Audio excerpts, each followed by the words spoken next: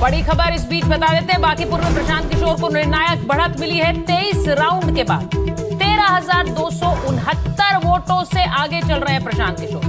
BJP के नीरज कुमार पीछे चल रहे हैं और बीजेपी की सीट पर पीके आगे चल रहे हैं। तो बीजेपी के राष्ट्रीय अध्यक्ष नितिन नबीन की यह सीट रही जिस पर बीजेपी ने नीरज कुमार को उतारा और नीरज कुमार पीछे चल रहे हैं। रमन हमारे साथ जुड़े, हमारे सहयोगी रमन बताइए फिलहाल ताजा स्थिति क्या है? अभी तक तो आगे चल रहे हैं प्रशांत किशोर, क्या जो रुझान है वो नजर आ रहे हैं अभी? जी बिल्कुल, देखिए इस वक्त मैं आपको बता दूं कि 24 राउंड के बाद प्रशांत किशोर लगभग 13,000 से ज्यादा वोटों से आगे हैं और उसी की अनाउंसमेंट इस वक्त मेरे पीछे आप सुन रहे होंगे। 24 राउंड का जो गिनती हुई है उस गिनती में प्रशांत किशोर 13,868 वोट से आगे हैं और 7 राउंड और बचे हैं, यानी कि प्रशांत किशोर को अभी तक कुल वोट मिले हैं लगभग 48,000। यानी कि अगर हम टोटल आंकड़ा जोड़ेंगे अगर 31 राउंड के बाद तो ये आंकड़े लगभग पहुंच सकते हैं प्रशांत किशोर के फेवर में। 55,000 के आसपास जो आंकड़े हैं वो प्रशांत किशोर को मिलेंगे और जो जीत का अंतर होगा अभी लगभग 14,000 है, लेकिन जिस तरीके से ये ट्रेंड चल रहे हैं ये लगभग 17 से 18,000 का जो आंकड़ा है वो जीत का मार्जिन होगा। और इस वक्त हम पोलिंग सेंटर काउंटिंग सेंटर के बाहर हैं। प्रशांत किशोर इस वक्त अंदर गए हैं एएन कॉलेज, जो कि यहाँ पर काउंटिंग सेंटर बनाया गया है मतगणना केंद्र, उस केंद्र के अंदर प्रशांत किशोर इस वक्त गए हैं और जीत लगभग तय हो गई है। देखिए जिस तरीके से उनके नंबर्स अनाउंस हो रहे हैं, जन स्वराज के जो वर्कर्स है वो आपको बेहद खुश नजर आते हुए दिखेंगे। इस वक्त उनका पूरा हुजूम पटना की सड़कों पर, खासकर कि इस इलाके में जहां पर काउंटिंग सेंटर है वहां पर आपको देखने को मिलेगा, क्योंकि ये एक बड़ी जीत है प्रशांत किशोर के लिए, जन स्वराज के लिए। पहली बार वो चुनावी मैदान में खुद उतरे और उन्होंने भाजपा के राष्ट्रीय अध्यक्ष की सीट पर बीजेपी के उम्मीदवार को हराया है।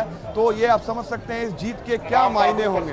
जिस तरीके से प्रशांत किशोर को क्रिटिसाइज भी कर रहे थे विपक्षी कि वो खुद चुनाव नहीं लड़े पिछली बार 2025 के चुनाव में, लेकिन इस बार उन्होंने उपचुनाव लड़ा और उपचुनाव में उन्हें बड़ी जीत मिली। और इस जीत के बाद माना जा रहा है कि जन स्वराज एक बड़ी पॉलिटिकल कोर बनेगी यहाँ बिहार में। जन स्वराज के जो नेता है हमारे साथ हैं, कैसे देख रहे हैं इस जीत को आप लोग? आप देख ही रहे हैं, जनता ने बता दिया कि ये किसी का गढ़ नहीं होता है, जनता का गढ़ होता है। जनता जिसे चाहती है जनता उसे जिताती है।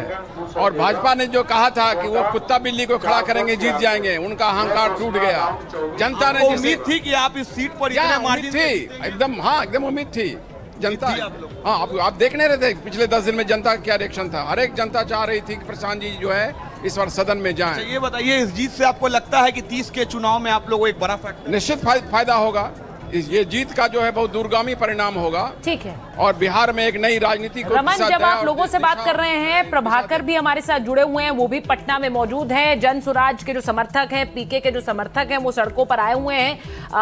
जरा ये बताइए प्रभाकर आप, क्योंकि पहले बीजेपी ने अपने उम्मीदवार के रूप में अभिषेक कुमार को चुना, उसके बाद उन्हें हटाया गया, फिर नीरज कुमार आए।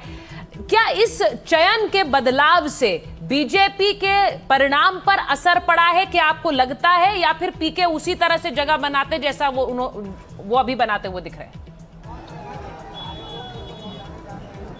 देखिए ये एक छोटा फैक्टर हो सकता है, लेकिन ये कोई इतना बड़ा फैक्टर नहीं है जिस पे हम चर्चा करें, क्योंकि देखिए इतनी बड़ी, इसकी बहुत बड़ी जीत है। अभी 25 राउंड के बाद में लगभग 20,000 के आसपास वोटों का अंतर है, जो कि काफ़ी बड़ा अंतर है, क्योंकि टोटल 1 लाख वोट पोल हुए थे। तो उसके बाद ये वो एक कारण हो सकता है, और भी बहुत सारे कारण हैं। जिस समय ये प्रचार चल रहा था उस समय जेनजी प्रोटेस्ट चल रहे थे, न दिल्ली में बल्कि पटना में भी, तो वो भी एक बड़ा कारण है। एक तिहाई वोटर्स जो हैं बांकीपुर के, वो 25 साल से नीचे हैं, जिन्हें आप जेनजी की कैटेगरी में डाल सकते हैं या उसके आसपास की कैटेगरी में रख सकते हैं। तो पहले आपको ये दिखाऊं, काफ़ी जो कलरफुल विजुअल्स आ रहे हैं पटना से। ये पटना का जो मतगणना केंद्र है उसके बाहर सड़कों पे आप देखिए जन स्वराज के जो समर्थक हैं वो डांस कर रहे हैं, भोजपुरी गाने पे डांस चल रहा है। तो ये प्रशांत किशोर अभी अंदर गए हैं, वो काउंटिंग सेंटर के अंदर गए हैं, और वो अब जब मतगणना खत्म हो जाएगा उसके बाद सर्टिफिकेट लेके ही बाहर आएंगे। लेकिन जन स्वराज के समर्थक हैं वो सड़कों पे, उनका एक विक्ट्री परेड है, विक्ट्री जुलूस है, जो कि आप देखिए निकल रहा है और लोगों को देखिए आप कैसे सड़कों पे वो जश्न मना रहे हैं भोजपुरी गाने पे। ये जो पूरा बांकीपुर है ये आप समझिए कि पिछले 40 सालों से भाजपा के पास था, भाजपा का गढ़ माना जाता था, उनके राष्ट्रीय अध्यक्ष की सीट है ये। और साथ ही जो अभी मुख्यमंत्री हैं सम्राट चौधरी, उनके लिए भी ये पहला चुनाव था। तो ना केवल ये मुख्यमंत्री सम्राट चौधरी के लिए बड़ा झटका है राजनीतिक तौर पे, बल्कि नितिन नवीन के लिए भी बड़ा झटका है। और प्रशांत किशोर का ये पॉलिटिकल डेब्यू था। प्रशांत किशोर पहली बार खुद मैदान में उतरे थे। इसके पहले हालांकि उनकी पार्टी 243 सीटों पर लड़ी थी, जिसमें से एक भी सीट उन्हें नहीं आ पाया था, लेकिन इस बार वो फ्रंट से लीड करने के लिए पहली बार वो चुनावी मैदान में उतरे थे। और बांकीपुर जो कि भाजपा का 243 सीटों का जो बिहार में जो सीट है उसमें सबसे ज़्यादा कोई सुरक्षित सीट जिसे आप मान सकते थे तो वो बांकीपुर था। प्रभाकर, सवाल यही है ना, प्रशांत किशोर जो विधानसभा चुनाव में उनकी पार्टी कुछ नहीं कर पाई, वो उस सीट पर जीत रहे हैं जहां पर 1995 से भाजपा का गढ़ रहा है। तो ऐसा क्या हुआ? जो असल वजह है, आपको यहां पर क्या लगता है? क्या कम वोट पड़े, ये एक बड़ी वजह यहां पर हो सकती है, या भाजपा को अब सोचने की जरूरत है कि उनके गढ़ में अगर प्रशांत किशोर को जनता यहां पर चुन रही है तो कुछ जरूर यहां पर नाराजगी है जनता के मन में? जी बिल्कुल, देखिए कम वोट अगर पड़े हैं तो सबके लिए कम वोट पड़े हैं। वो प्रशांत किशोर के लिए भी कम पड़े हैं और भाजपा के लिए भी कम पड़े हैं, इसलिए उस पर फर्क नहीं पड़ता। ये आपको समझना होगा कि जनता की नाराजगी है जो आपको दिख रहा है, वोटों में तब्दील हो रहा है, और आप वोटर को फॉर ग्रांटेड नहीं ले सकते हैं आप। तो जो प्रशांत किशोर ने जो कैंपेन किया, उन्होंने सही मुद्दों को पकड़ा और वो जहाँ भी जाते थे वो एक बात बोलते थे जो कि जो भाजपा के समर्थक हैं उन्हें भी वो बात समझ में आती थी। वो ये कहते थे कि सरकार आपकी है, आपकी सरकार बनी रहेगी, ये एक वोट एक सीट पर चुनाव हो रहा है, अगर आप मुझे चुनेंगे तो आपकी आवाज़ उठाने वाला एक व्यक्ति जो है वो विधानसभा के अंदर जाएगा, और बाकी आप सरकार जिसकी चाहती थी आपने चुना है, बनाए हुए हैं, वो सरकार आपकी बनी हुई है। तो जो भाजपा के समर्थक हैं जो कि अमूमन भाजपा को वोट देते हैं, उन्हें भी ये बात समझ में आई कि ये बात तो सही बोल रहा है, सरकार हमारी बनी रहेगी और उसके बाद विपक्ष की आवाज़ जो है मजबूत होगी। इसका एक बड़ा नुकसान जो है वो तेजस्वी यादव को भी होने जा रहा है, क्योंकि तेजस्वी यादव जो है अभी लीडर ऑफ ऑपोजिशन है, विपक्ष के मेन नेता की भूमिका में वो है। लेकिन जब प्रशांत किशोर विधानसभा में जाएंगे, प्रशांत किशोर जब विधानसभा में जाएंगे तो उसके बाद जो है विधानसभा का माहौल बदलेगा। और तेजस्वी यादव जो है उन्हें बड़ा, ये देखिए हमारे साथ हैं, हमारे साथ ओम प्रकाश हैं जो कि प्रशांत किशोर का एक तरह से आप इन्हें शैडो मान सकते हैं, सारा इनका काम जो है प्रशांत का देखते हैं। ये लड़ाई कितनी कठिन रही है और आप लोगों को इस तरह के नंबर्स की उम्मीद थी?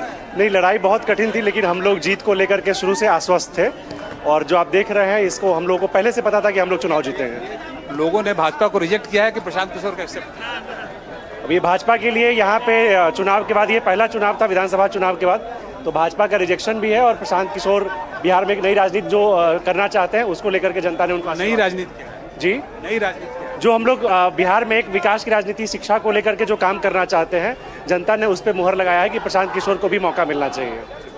तो बहुत बहुत धन्यवाद। तो ये जो नई राजनीति, क्योंकि प्रशांत किशोर जब कैंपेन करते हैं तो वो जाति और धर्म की बात नहीं करते हैं, वो करते हैं कि हमें जाति और धर्म से ऊपर उठ के वोट दीजिए, हमें आप